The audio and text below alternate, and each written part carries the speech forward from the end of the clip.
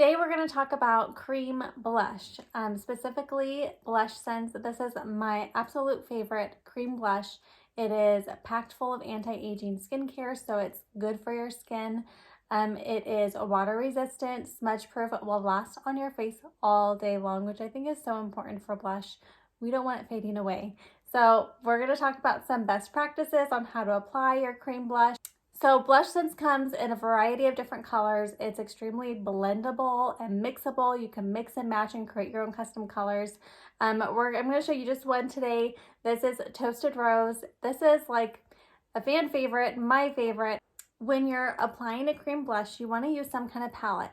I love to use the cap of my BlushSense bottle. By the way, this is an airless pump bottle. So as you pump the product up, it pumps all the product up to the top, so you're not wasting any blush, and it's really easy to get every last drop. Anyways, so I like to use the cap of my bottle as a palette because it's handy and easy, and it's a nice hard surface, so it's not going to absorb and waste all your blush. This is my favorite kind of brush to use. I think it's more of a contour brush, but it works really well. It has kind of an angle. It's dense. So it's not going to absorb a ton of product, but it's also kind of fluffy, so it blends really well. Anyways, I love this style of brush for my blush. You want to kind of distribute the blush all over your brush and get the color all over there. You want to like distribute the product so that you're not getting like one little dot of blush in there, and then it gets kind of splotchy and hard to blend. So it's important to make sure that blush is really evenly distributed in your brush. And then I'm going to start up higher on my cheekbone, high on my face, and then high this way also, back up on top of my cheekbone, and just kind of tap and blend it in like so. And let me get a little closer. You can see how beautiful this color is and see why it's such a fan favorite. It's a really pretty, just kind of dusty rose kind of pink. It's called Toasted Rose, BlushSense by Senegence.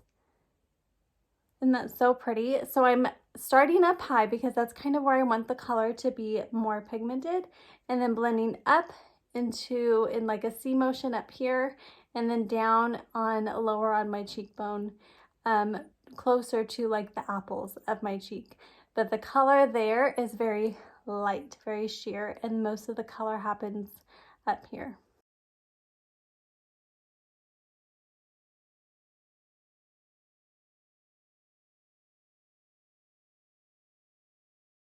Quick tip, if you ever feel like you get too much blush on, I know this color is just a really beautiful light color and it's hard to get too much of it, but if you're going with a more pigmented blush like cherry or pink berry, and you just feel like you have too much on, or you want to buff out the edges to blend it in more smoothly, grab your foundation brush and then just kind of tap around the edges to make sure there's no like harsh line of blush.